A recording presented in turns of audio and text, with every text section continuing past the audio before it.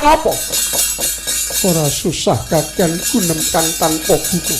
Kowe arep ngopo? Ora ana cara kecoba aku mung sumusul kakang Gondomo. Ora kelo.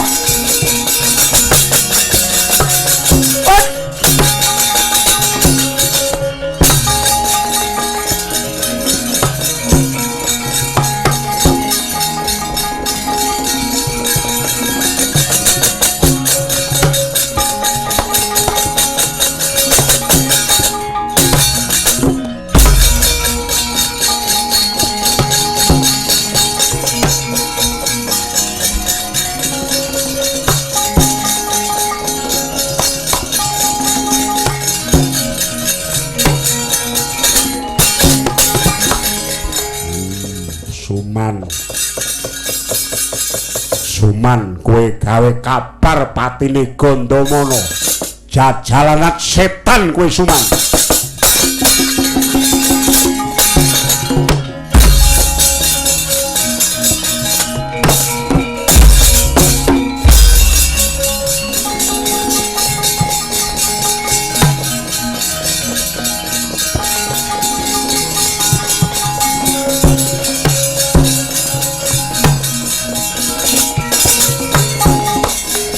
Ing sepi marganing lali kaya wong setanen Harya Suman.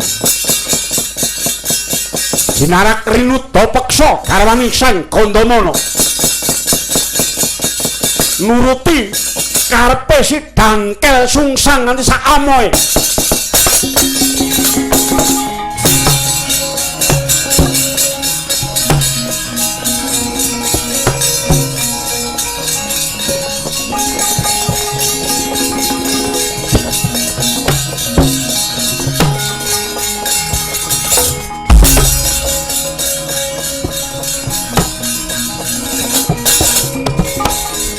Sing baku marem rasaku.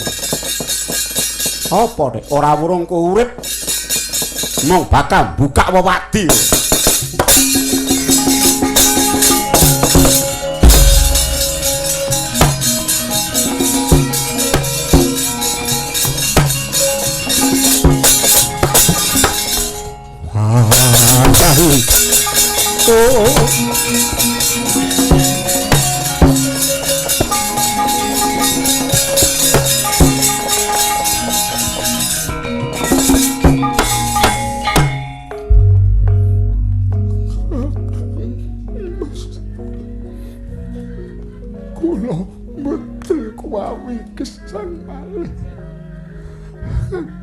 Gondomono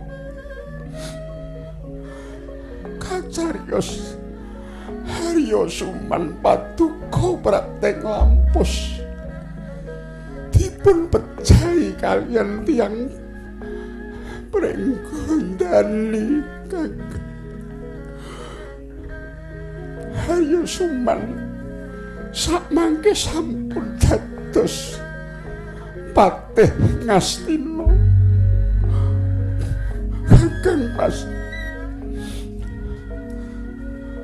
gesang kula sampun boten badhe saged lados dhateng paduka. Awit kula sampun dipun risak kaliyan Harya Suman.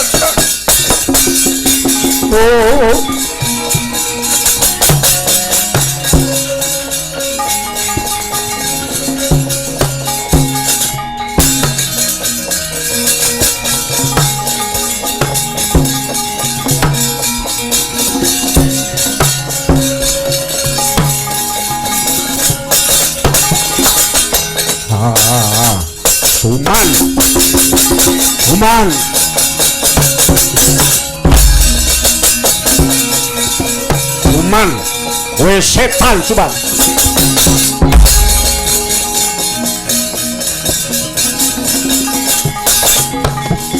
Kakang Gondomono.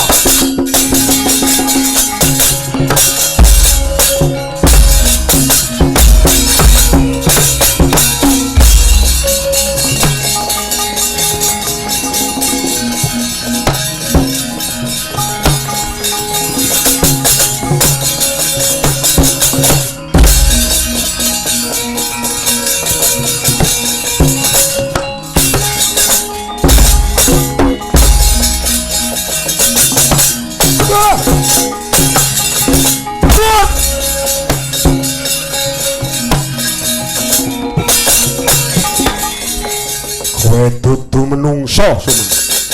Kowe dudu menungso. Loh, Kakang Gandamana isih urip. Urip matamu iki.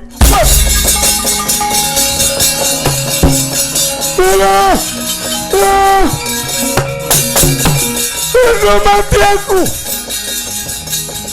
Kowe wong jahil, kowe wong julik, golek derajat, golek pangkat kena, golek kelungguhan ora ning wong larang. Nanging tumindakmu kaya iblis Suman. Kudu Kakang Gandamana. Kowe mati Suman. Aduh Kakang.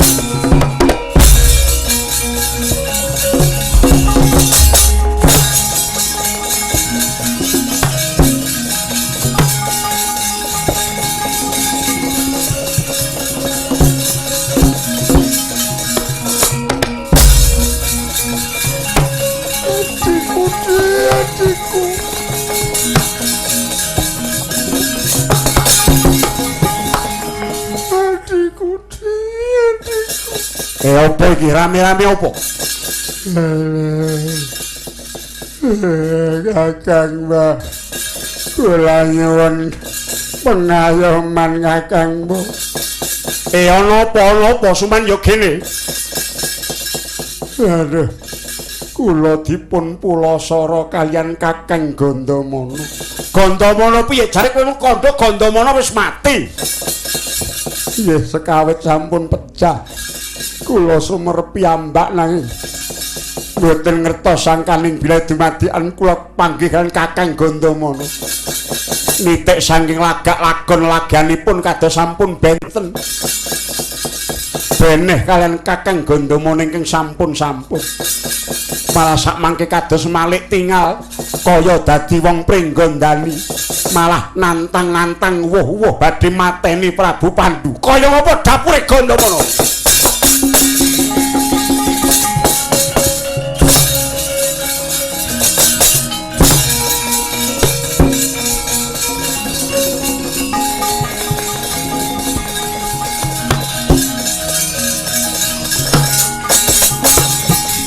Kakang Dipati, iki dapure Gandamana. Inggih. Anggepmu apa? Kowe mulasara Harya Suman. Apa negara itu ora nganggo tatanan apa piye? Kakang Dipati menapa badhe mbelani wong luput? Apa yang aku picak? Ora ngerti dodok saling perkara. Yo, tampanono.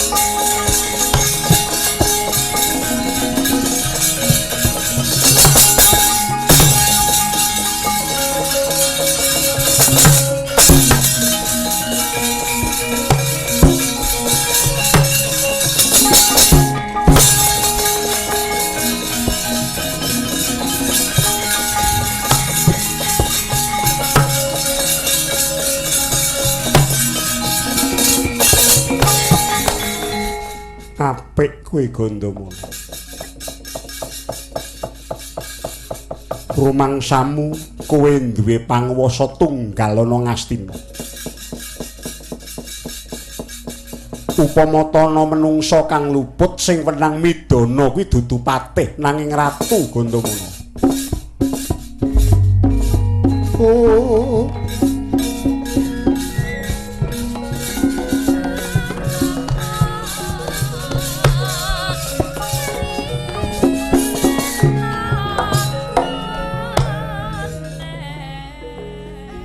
Sinuwun kapecah ana Gandamana kula nderek nggih labet saking nata ling manah kula satemah kedadosan kados mekaten. Iya aku ngakoni kowe wong sekti, kowe wong perwira, nyatane kowe bisa waluya. Tak kira kowe lahir batin nggonmu ngaku dadi muridku, nanging jebul kuwi mbeset raiku merga mleset saka pangangen-angene Prabu Pandhu. Kasekten kanuragan ingkang tak paringake marang kowe malah mbok gunake kanggo ngorek-orek raiku. Kowe rumangsa dadi wong kendel nganti kliwat kekendelamu mbok nggo ngorak-arik kawibawanku. Kowe dudu ratu Ngastina ning wani midana marang Harya Suman. Nganiaya kaya mala sato kewan. Luwih-luwih Gandamana uga wani kelawan Kakang Dipati Destarata. Meleka mripatmu ala tanpa rupa kae sedulurku tuwa. Yen isih kepengin golek marem, ayo lungguh dampar keprabon jejerana Prabu Pandhu. Oh.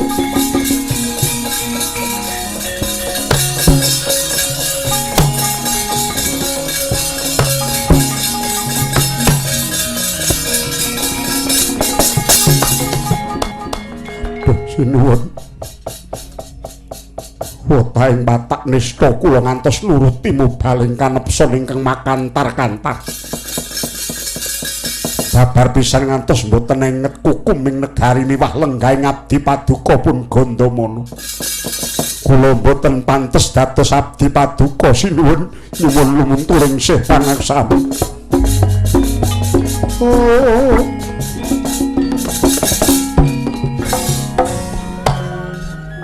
Nadyan to tetaunan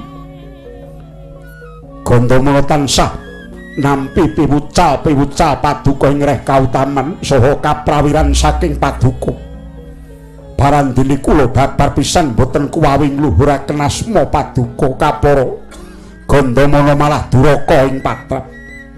Inggih kanthi lelampan menika kula ngrumaosi boten pantes malih dados siswa paduka. Wiwit dinten menika Gandamana badhe wangsul dhateng Pancala.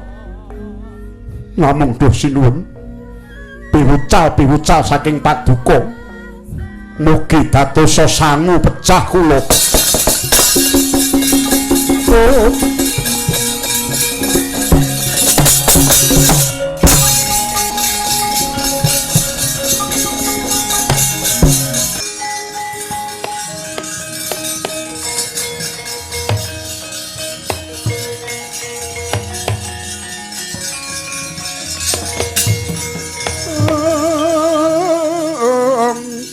Punapa ta mira ingsun prihatin waspagung ijil tuhutat tanpa karya.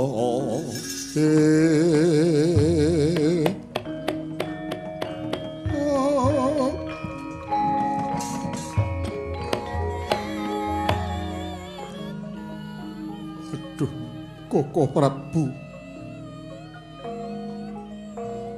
randating sowan rayi paduka pun Widura ngantos andadosaken bibrahing kawontenan lan mendah suraing jagat dhateng Nalendra ingkang kula nuwun sewu kirang tinandukaken pamawas. Yama Widura, kowe aja mung waton guneman nanging gunemana nganggo waton. semune kowe mrinani marang Gandamana lan kowe nyalahke Prabu Pandhu. Kowe nganggep yen to Prabu Pandhu ratu ingkang ora titing pamawas. Lepat jagung pangaksama paduka. Estunipun walih-walih menapa? Jubriya raos sing manah kula neliti perkawis nika dhateng Pringgondani. Aduh, sinuwun. Jebul perkawis menika saking damelanipun Harya Suman.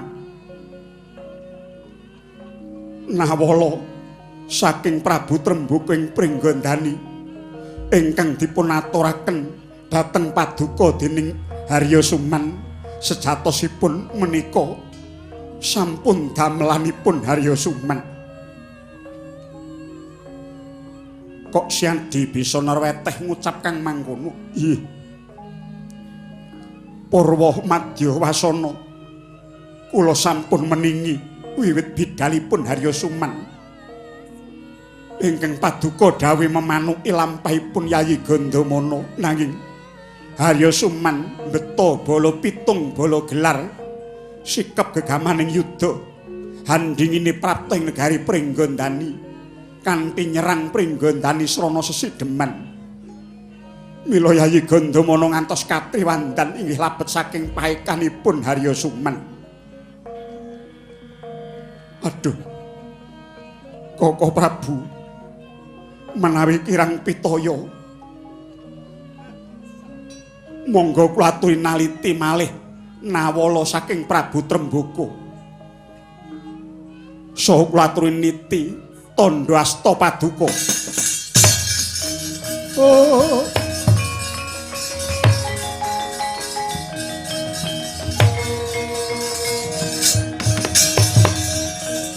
Sinurasa Surasing Kintaka tinonton saya cetha wela-wela melok tanpa aling-aling. Tandasta gaweane Harya Suman angles bebles tandhesing nala matrenyuh. Aduh, Yai. Oh.